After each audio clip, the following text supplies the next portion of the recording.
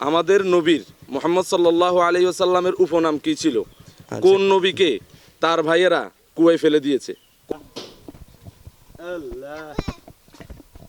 আসসালামু আলাইকুম।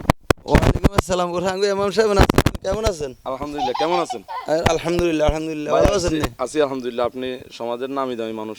আরে এত নামি দামি কইেন না, এত নাম দাম না, না। আসছি আপনাকে ইসলামিক একটু প্রশ্ন করব, ভয় লাগে আবার কি মনে করেন? আস্তাগফিরুল্লাহ, এটা কি করেন? ইসলামে আমরা মুসলমান, আপনি তো অবশ্যই ইসলামী প্রশ্ন করতে পারবেন। তাইলে সমস্যা নাই তো? না না, কোনো সমস্যা না। আমরা কিন্তু পুরস্কার আছে ফাইলে। পুরস্কার কি আপনার আয় দিমু আপনার পুরস্কার, যদি হারি নহাইলেও দিমু, হাইলেও দিমু। তাক আলহামদুলিল্লাহ, ভালো লাগলো।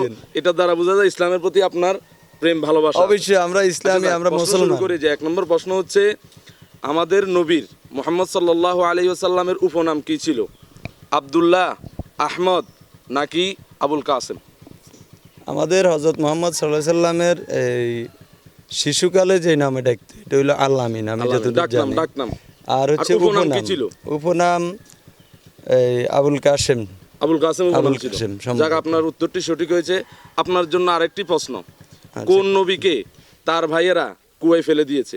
কোন নবীকে তার ভাইয়েরা কুয়ায় ফেলে দিয়েছিল? মনে আসতেছে নি? অবশ্যই অবশ্যই, কি কোন, আমরা মুসলমান না? ঠিক আছে, বলেন তো দেখি পারেন কিনা। ইউসুফ নবীকে। ইউসুফ আলাইহিস সালাম। মাশাআল্লাহ, আপনি দুইটি প্রশ্ন আপনাকে করছি, দুটোটি উত্তর পেরেছেন। না, আরো আইলে করেন ইনশাআল্লাহ। আমি আলহামদুলিল্লাহ, খুশি হয়েছি। আপনার জন্য দোয়া ও শুভকামনা সাথে আমাদের, এবং কি আমিও আপনাদের জন্য আপনাদের জন্য শুভকামনা রইল। সাথে আমাদের এহসান টিভির পক্ষ থেকে আপনাদের জন্য পুরস্কার লাগবে না। রাখেন, দোয়া করেন আমাদের এহসান টিভির জন্য। না না, অবশ্যই অবশ্যই পুরস্কার আমি আপনারা দিলাম। আপনি হুজুর মানুষ, আপনি আল্লাহ দোয়া করলে চললো। আর পুরস্কার লাগবে।